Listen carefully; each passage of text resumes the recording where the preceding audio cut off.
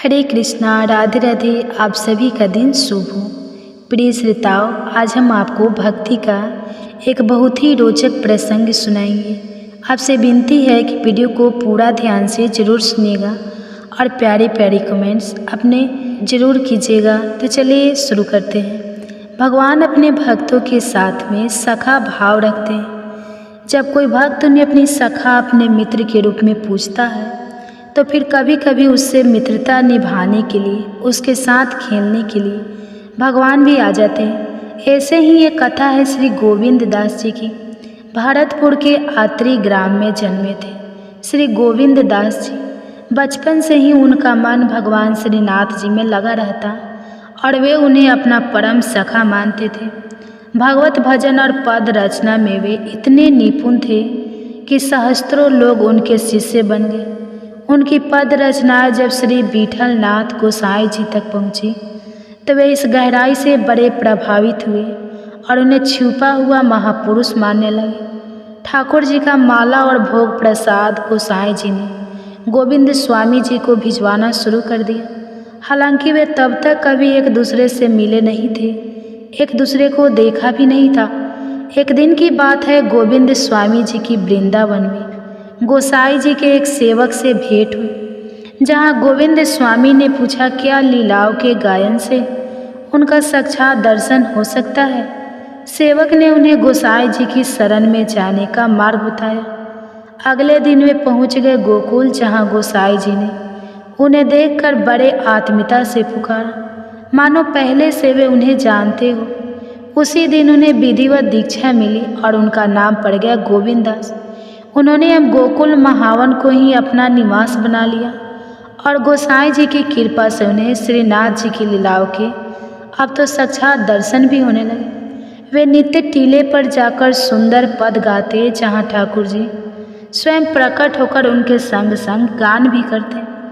अब एक दिन की बात है, एक बार श्री गोविंद दास जी ठाकुर श्रीनाथ जी के साथ साथ गुल्ली डंडा खेल रहे थे। बालकों को गुल्ली डंडा का खेल तो बहुत प्रिय होता है ना। ठीक वैसे ही वे एक दूसरे के साथ गुल्ली डंडा खेल रहे थे। गुरु कृपा से उन्हें लीला दर्शन का अधिकार मिला था। अब वह अधिकार इतना बढ़ गया कि ठाकुर जी उनके साथ बाल सखा बनकर तरह तरह की क्रियाएं करने लगे। दोनों के बीच सच्चे सखे भाव का संबंध था। एक दिन खेल चल रहा था, गुल्ली डंडा खेला जा रहा था। कभी ठाकुर जी दाव लगाते तो कभी गोविंद दास। खेलते खेलते खेल में एक मोड़ आया। जब गोविंद दास का दाव आया तो ठाकुर जी ने क्या किया कि चुपके से मंदिर में भागकर जाकर विराजमान हो गए। खेल को बीच में अधूरा छोड़ा जाते देखकर गोविंद सखा तो क्रोधित हो गए। कहने लगे बिना दाव दिए भाग गए। उन्होंने क्रोध में गुल्ली ठाकुर जी को फेंकी। ठाकुर जी तो मूर्ति रूप में विराजमान थे, पर पुजारी ने समय रहते गुल्ली रोक ली। पुजारी ने सोचा यह बालक ठाकुर जी को गुल्ली मारना चाहता है। पुजारी जी को यह लीला बिल्कुल भी समझ में नहीं है। उन्हें नहीं पता था कि मूर्ति में विराजमान श्रीनाथ जी तो गोविंद दास जी के साथ खेल खेला करते हैं और अभी अभी वे अपना सखा को बीच खेल में से छोड़कर यहाँ मूर्ति रूप में विराजमान भी हो गए। अब जब पुजारी जी ने देखा कि अब बालक तो गुल्ली से श्रीनाथ जी को मारना चाहता है, अभी यह गुल्ली कहीं उनकी आंख में लग जाती तो कितना कष्ट होता। ठाकुर जी को उन्होंने इसे ठाकुर जी का अपनापन समझा और गोविंदास जी को मंदिर से बाहर धक्के देकर निकाल दिया। कह दिया कि आज के बाद तुम इस मंदिर के अंदर कदम नहीं रखोगे। अब तो गोविंद दास तालाब के किनारे बैठ गए। बहुत नाराज होकर बोले, अब जब बाहर आओगे ठाकुर तो हिसाब चुकाना पड़ेगा। बिना दाव चुकाए मंदिर में घुस गए, तुम्हें भागने नहीं देंगे। जब मेरा दाव था तब तो तुमने खूब खेला और जब अब मेरी बारी आई और अपना दाव आया तो बीच खेल में से ही भाग गए। मैं तुम्हें भागने नहीं दूंगा। देखता हूँ कब तक तुम ऐसे छुपे रहोगे। उधर मूर्ति के अंदर विराजमान ठाकुर जी व्याकुल हो गए। भोग का समय आया पर ठाकुर जी ने तो थाल की ओर देखा तक नहीं। विठल नाथ गोसाई जी ने पूछा, प्रभु क्या हुआ, भोग क्यों नहीं पा रहे? ठाकुर जी बोला, मेरा सखा गोविंद बहुत नाराज है। मुझसे पता है मैं उसका दाव चुकाए बिना मंदिर आ गया और पुजारी ने उसे निकाल दिया है। अब वो मंदिर के बाहर बैठा प्रतीक्षा कर रहा है और कह रहा है जब मैं निकलूँगा तो मुझे पीटेगा भी। मैं उसे मनाए बिना भोग नहीं पा सकता। आप उसे मना दीजिए ना। गोसाई जी बोले, तो त्याग दो उसे। अगर वह तुमसे नाराज है तो तुम भी उससे मित्रता छोड़ दो। ठाकुर जी बोले, नहीं, मैं तो उसी के साथ खेलूँगा। आप बस उसे जाकर मना दो। वह बहुत रूठा हुआ है। मुझसे यह बात सुनकर गोसाई जी तो आनंदित हो गए। प्रभु की ऐसी सखा भाव में तल्लीनता देखकर वो प्रेम से भर गए। अब तो गोसाई जी अपनी छड़ी लेकर गोविंद दास को मनाने के लिए निकल पड़े। गोविंद दास बाहर तालाब के पास में ही बैठे थे और पद गा रहे थे। मेरा दाव आया तो तू भाग गया ठाकुर। अब तू भी देख, अब जब तू निकलेगा ना तो तुझे छोड़ूंगा नहीं। अब जब गोविंद दास ने गोसाई जी को छेड़ी लिए आते देखा तो डर गए। सोचने लगे कि अब तो गुरु भी पिटवाने आ गए। पहले तो मुझे मंदिर से निकलवाया और अब मुझे पिटवाने का भी इरादा है। लेकिन गोसाई जी ने तो बड़े प्रेम से पुकारा, गोविंद बेटा, गोविंद सुनो, मारने नहीं आया हूँ, बस ठाकुर जी तुम्हें मना रहे हैं। तो गोविंद दास का गुस्सा पिघलने लगा। उन्होंने एक बार फिर से पूछा, अच्छा पीटोगे तो नहीं ना? गोसाई जी ने हंसते हुए कहा, नहीं रे, बस चलो, ठाकुर जी तुम्हारी प्रतीक्षा कर रहे हैं। उन्होंने तो भोग भी नहीं पाया है और भूखे बैठे हैं। तुम्हारे बिना भोग भी नहीं पा रहे हैं। कह रहे पहले मेरे सखा को मनाओ, अब तो गोविंद सखा। मन ही मन सोचने लगे, अगर ठाकुर जी मेरे सामने सिर झुकाएंगे ना तभी मैं उन्हें क्षमा करूँगा, नहीं तो मैं नाराज ही रहूँगा। अब जब वे मंदिर पहुँचे तो उन्हें देखते ही ठाकुर जी ने मस्तक झुका लिया, क्योंकि चाहे कुछ भी हो जाए अपने सखा को इस तरह रूठा हुआ नहीं देख सकते थे। सखा भाव से ओत प्रोत गोविंद सखा मुस्कुराए और बोले, अब तुम्हें नहीं पिटेंगे, जाओ, तुम्हें माफ़ करा। ठाकुर जी ने बड़ी प्रसन्नता से प्रसाद पाया। गोविंद सखा को संतोष मिला और लीला प्रेम के सबसे सुंदर रूप में इस प्रकार पूर्ण हुई। सभी प्रेम से बोलिए श्रीनाथ जी की जय, सखा गोविंद दास जी की जय। अब सुनिए एक और कथा, गोविंद सखा की एक और सुंदर कथा सुनाते हैं। गोसाई जी और ठाकुर जी के सभी सेवक सेवा में शुद्धता का बहुत कड़ाई से पालन करते थे, यहाँ तक कि आसपास भी कोई अपवित्रता न रह जाए, इस बात का भी विशेष ख्याल रखा जाता था। लेकिन ठाकुर जी का प्रेम और सखा भाव इन सभी लौकिक मर्यादाओं से भी ऊपर था। अब एक दिन की बात सुनिए। एक दिन क्या हुआ कि गोविंद सखा शौच हेतु बाहर बैठे हुए थे। उसी समय ठाकुर श्रीनाथ जी पास के पेड़ से अकोड़ा के फूल तोड़ लाए। यह फूल छोटे छोटे होते हैं और उनके अंदर रुई जैसी कोमलता होती है। ठाकुर जी ने अपने पीताम्बरी में बहुत सारे फूल इकट्ठा कर लिए और फिर वे छुप छुप कर गोविंद सखा जो कि शौच कर रहे थे उन पर एक एक करके फेंकने लगे।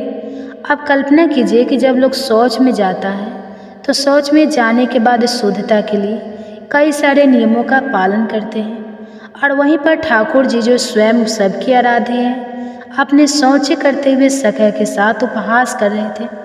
अब देखिए वो अपने सखा को किस तरह से परेशान कर रहे थे। वो उन पर फूल फेंक रहे हैं।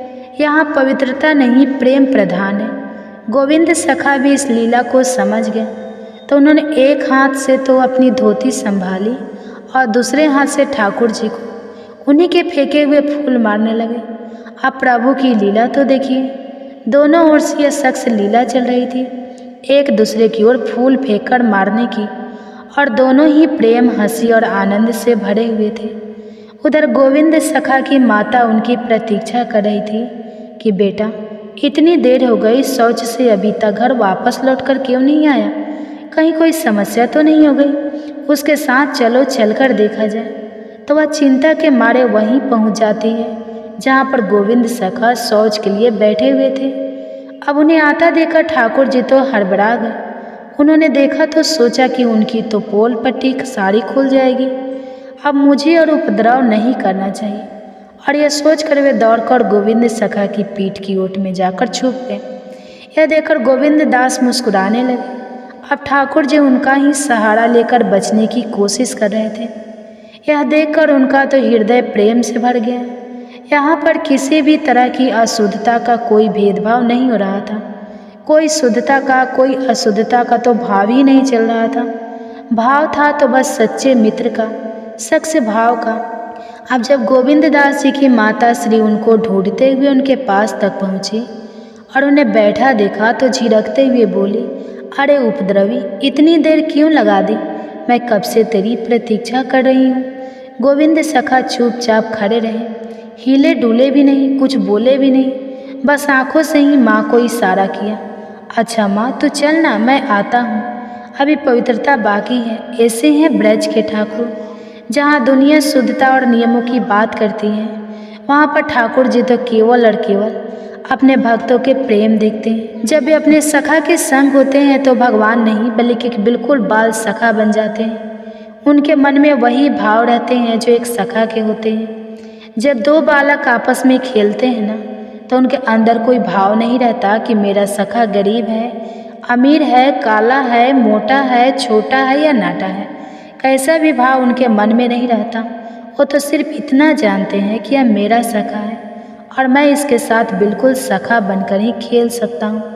लेकिन इस कथा को सुनने के बाद एक बात ध्यान में रखिएगा, ये सारी बातें महापुरुषों के लिए हैं। तब के सिद्ध संतों में इतनी क्षमता होती थी, उनकी भक्ति में इतनी तपस्या, इतनी शुद्धता, इतनी पवित्रता और ऐसी भक्ति उनके अंदर होती थी कि स्वयं ठाकुर जी को उनके साथ लीला रचाने के लिए आना ही पड़ता था।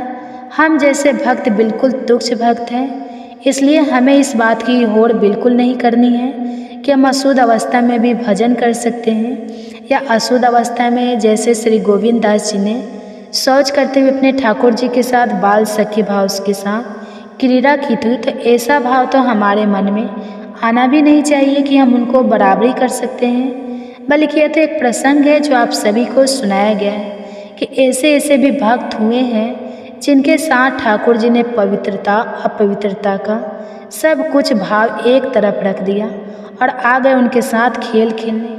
इसलिए आप तो शुद्धता के साथ ही भजन कीजिए। आपके अंदर ऐसी भावना नहीं आनी चाहिए कि हम सीध है या हमें कभी सीधियों की प्राप्ति हो गई है। हम ही सबसे ज़्यादा प्रेम करते हैं ठाकुर जी से। हमें कलयुग के मनुष्य बनकर ही उनकी पूजा करनी चाहिए, उनकी तपस्या करनी चाहिए, उनकी भक्ति करनी चाहिए और खुद को गोविंद दास जी की तरह दिखाने की कोशिश तो बिल्कुल भी नहीं करनी चाहिए, वरना तो हम अपने मार्ग से भटककर भ्रष्ट भी हो सकते हैं।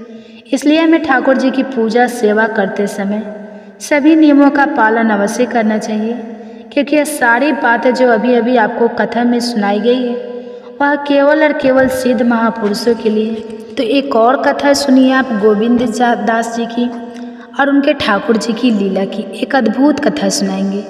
आप सब बहुत ही प्रेम श्रद्धा के साथ पूरा इस कथा को सुनिएगा और अपनी राय कमेंट बॉक्स में जरूर दीजिएगा। आप जानते ही हैं श्री गोविंद स्वामी जी और श्रीनाथ जी का कैसा प्रेम है, कैसे वे एक दूसरे के साथ सख्य भाव रखते हैं, एक दूसरे के साथ साधारण बालकों की तरह भी लीलाएं करते हैं, खेल खेला करते हैं। एक दिन की बात है, ठाकुर जी का भोग ले जाया जा रहा था। तभी गोविंद सखा जी सामने आकर खड़े हो गए, कहने लगे, आज यह भोग का थाल मुझे दो, हम पहले पाएंगे, ठाकुर जी को भोग बाद में लगेगा। सेवकों ने बड़ी हैरानी से कहा, अरे अरे, तुम्हारी बुद्धि भ्रष्ट हो गई है क्या? ठाकुर जी का भोग तुम्हें पहले कैसे दे सकते हैं? लेकिन इधर तो गोविंद सखा ने जीत पकड़ ली, भोग पहले हमें दो वरना हम तुम्हें अंदर नहीं जाने देंगे। रसोइया तो सुनकर बड़ा नाराज हुआ, उसने तो थाल पटक दी और जाकर पैर पटकते हुए श्री विठलनाथ जी से बोला, अब हम सेवा नहीं करेंगे। यह कैसा उपद्रव है भला? ठाकुर जी के भोग को रोकना और ऊपर से यह कहना कि पहले यह भोग मैं खाऊंगा। अरे यह भक्ति है या उद्दंड था? आज तक तो यही सिद्धता रहा है ना कि पहले ठाकुर जी को भोग लगे फिर बाद में सभी प्रसाद पाए। तो रसोइया बोला, प्रभु मुझसे यह अनीति नहीं देखी जाती, कृपया आप अपनी सेवा किसी और से करवा लीजिए। तब श्री गोसाई जी ने तुरंत कहा, अच्छा ठीक है, गोविंद को बुलाओ। गोविंद सखा जी आए तो गोसाई जी ने बड़े प्रेम से पूछा, बेटा पता तो सही तेरे मन में क्या है? तू ठाकुर जी से पहले भोग क्यों पाना चाहता है?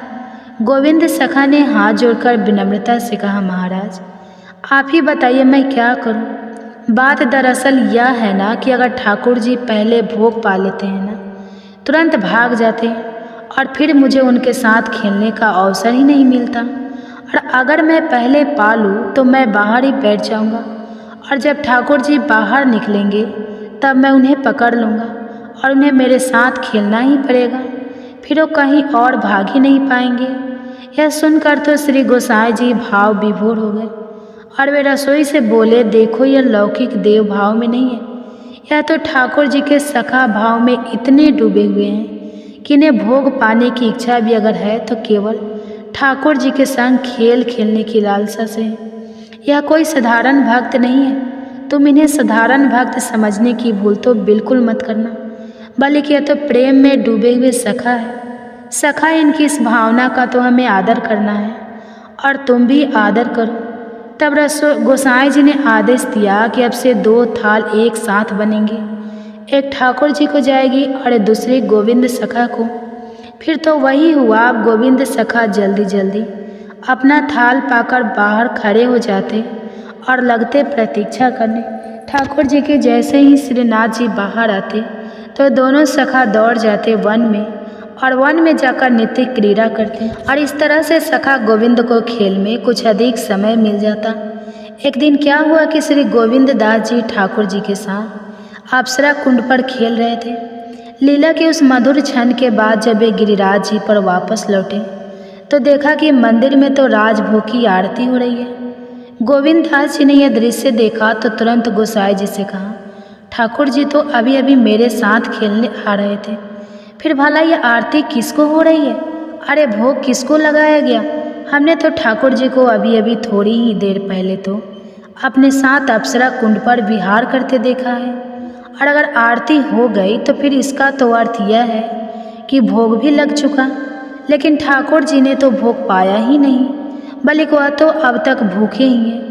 यह सुनकर विठलनाथ गोसाई जी ने तुरंत नई रसोई बनवाने का आदेश दिया। फिर से भोग लगाया गया और नए भाव से इस प्रकार आरती संपन्न हुई। श्री विठलनाथ श्रीनाथ जी का एक दिन श्रृंगार कर रहे थे। उसी समय मंदिर के सामने मंडप में गोविंद दास जी कीर्तन कर रहे थे, आंखें बंद करके पूरे भक्ति भाव में डूबे हुए। इधर ठाकुर श्रीनाथ जी चुपके से कुछ छोटे छोटे कंकड़ उठा लाए और गोसाई जी की नज़र बचाकर बीच बीच में गोविंद दास जी के ऊपर निशाना साधने लगे। गोविंद दास जी गा रहे होते हैं और अचानक उनको कहीं से कंकड़ लग जाता। वे आँख खोलकर देखते हैं, इधर देखते हैं, उधर देखते हैं, लेकिन कोई दिखता नहीं कि किसने उनके ऊपर कंकड़ मारा। सामने देखते तो ठाकुर जी का श्रृंगार हो रहा था और आसपास उन्हें कोई भी शरारत करता हुआ दिखाई नहीं दे रहा था। अच्छी तरह से चेक कर लेने के बाद सखा गोविंद एक बार फिर से अपने नेत्र बंद कर लेते हैं और फिर से भजन कीर्तन में रम जाते हैं। लेकिन अचानक से कहीं से आकर कोई नन्हा सा कंकड़ कभी उनके पैर में, कभी पेट पर, कभी गाल में, कभी पीठ पर लगने लगता। ऐसे ही 1-2 नहीं, पूरे 8-10 कंकड़ने लग चुके थे। आखिरकार जब अंत में गोविंदास जी को समझ में आ गया कि हो ना हो यह कंकड़ तो मंदिर के भीतर से ही आ रहे हैं, यानी यह खुद ठाकुर जी की ही लीला है। अब तो उन्होंने सोचा कि ठाकुर जी आज कंकड़ खेलने की इच्छा रख रहे हैं। उन्होंने भी चुपचाप ठाकुर जी के ही फेंके हुए कंकड़ उनमें से एक कंकड़ उठाया और वापस में मुस्कुराते हुए ठाकुर जी की ओर फेंक दिया। और देखिए संयोगवश वह ठाकुर जी को लग गया। बस इतने में ही ठाकुर जी ने विठलनाथ जी से शिकायत भी कर दी, देखो यह गोविंद हमें कंकड़ मारा है। गोसाई जी को यह सुनकर क्रोध आ गया और वे गोविंदास जी से बोले, तुम्हें शर्म बिल्कुल नहीं आती? तुम देख नहीं रहे हम तो ठाकुर जी का श्रृंगार कर रहे हैं और तुम उन्हें ही कंकड़ मार रहे हो। इस पर गोविंदास जी ने मुस्कुराकर कहा, महाराज आपने हमें तो डांट दिया, लेकिन जरा ठाकुर जी की शरारत भी तो देखिए तो जरा, ठाकुर जी ने भी तो हमें 8 कंकड़ मारे हैं, तब तो आपने इन्हें कुछ नहीं कहा। और एक कंकड़ हमने क्या मार दिया? और मारा भी नहीं, बल्कि हमने तो इनके मारे हुए कंकड़ों का ही सिर्फ एक नन्हे से कंकड़ से जवाब दिया था, तब तो आपने इन्हें बिल्कुल कुछ नहीं कहा। हमने एक कंकड़ क्या मारा, हम तो दोषी हो गए, क्या यही न्याय है?